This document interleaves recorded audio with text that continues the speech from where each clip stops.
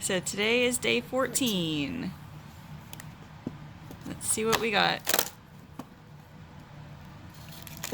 Is that like a stereo? Record player or something? A piano. Oh, yes, it's a piano. Okay, that is the coolest piano I have ever seen. Yeah. I have a really cute holiday treat to share with you today. So last weekend, I volunteered at my church for a big Christmas concert. And one of my love languages is food, and in particular, making food for others. So I wanted to make something that I could share with everybody there. I made a recipe similar to this probably a few years ago, I think, and it was a huge hit, and I wanted to do it again. I made peppermint Oreo bark, and it is so easy. It requires just 3 ingredients. You need the vanilla almond bark, you need some Oreos, and you need some peppermints, and that's it. It is a no-bake recipe. All you have to do is heat up the bark, put it on a cookie sheet with parchment paper, and then layer it with crushed Oreos, peppermint, more of the melted bark, and then you have your treat. It is so pretty looking with like the red and white from the peppermints and then the white bark, a little bit of the black from the Oreo. Oh my gosh, and it tastes amazing. And I had found some really cute bags from Hobby Lobby that I put them in and was able to share them with everyone. I love doing these kind of things for the holidays. Like you saw before, I made some cookie dough to freeze. I'm gonna bake some cookies and share it with people. I just love making all the Christmas treats. So let me show you how it's made because it is super simple and takes maybe like 20 minutes worth of work. Like I said before, this recipe uses only 3 ingredients: white almond bark, Oreos, and you're supposed to use peppermints, but I couldn't find them anywhere, so I used candy canes instead. Now, I used my food processor to crumble these into smaller pieces, which I think is genius. So I used that, and then in a large pot, I started to melt this almond bark. Now, these things are really, really hard to break into those little cubes. I managed to break each one in half, so it'll probably take a little less time to melt if you were to break them into smaller pieces.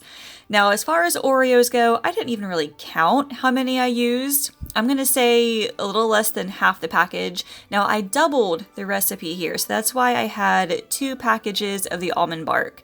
So about half the package of Oreos. I found that it was easier to use my hand to just kind of break these up into smaller chunks. It doesn't matter if they're like really big, really small. You just want them to be small enough to kind of sprinkle on top. So it took maybe between 5 and 10 minutes to melt this almond bark. But then after that, I was ready to start it.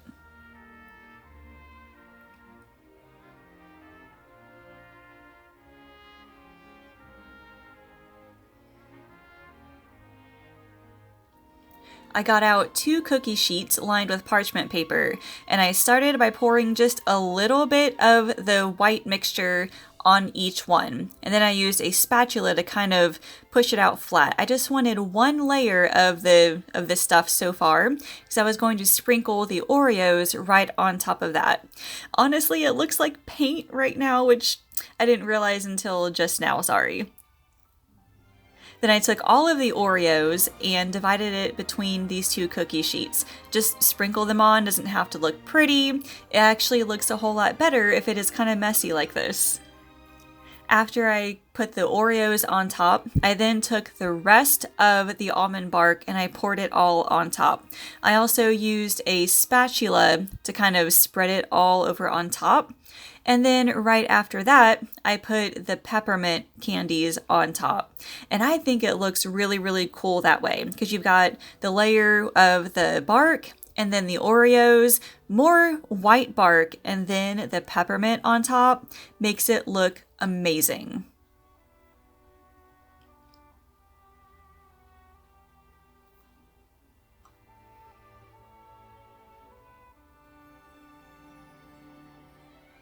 Now, once this is all finished, you're supposed to put this in the fridge for an hour or 2.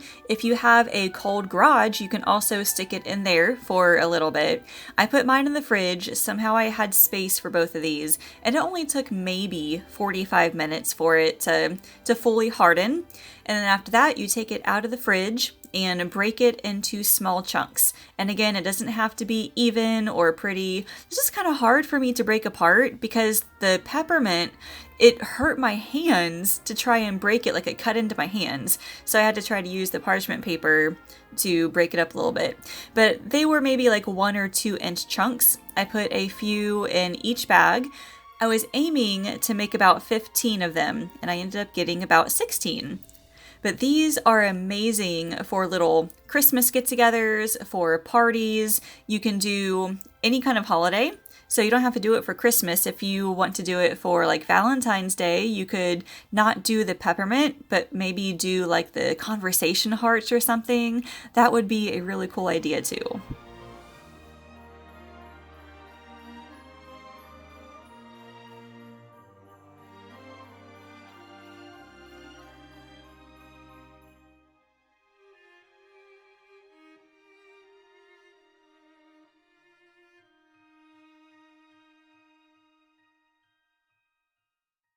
Leave me a comment and tell me, what is your favorite kind of Christmas treat? I think I've made one of these bark recipes before, but only for Easter instead. I may have used like some Easter M&Ms or something to make it like pastel colored. It was so cute. I can't wait to make one of these again. If you have not subscribed yet, go ahead and do so right now and like this video and ring that bell. That way you'll be notified when more videos like this come out, like my other grocery hauls, recipes, and meal planning tips. Thank you all so much for watching, and I will see you later. Did you know I offer one-on-one nutrition coaching? Whether your goal is to lose weight, eat healthier, or just want to know how to get started, I can help. You can schedule a free weight loss discovery call by using the link in the description. Thanks for watching, and I can't wait to chat with you.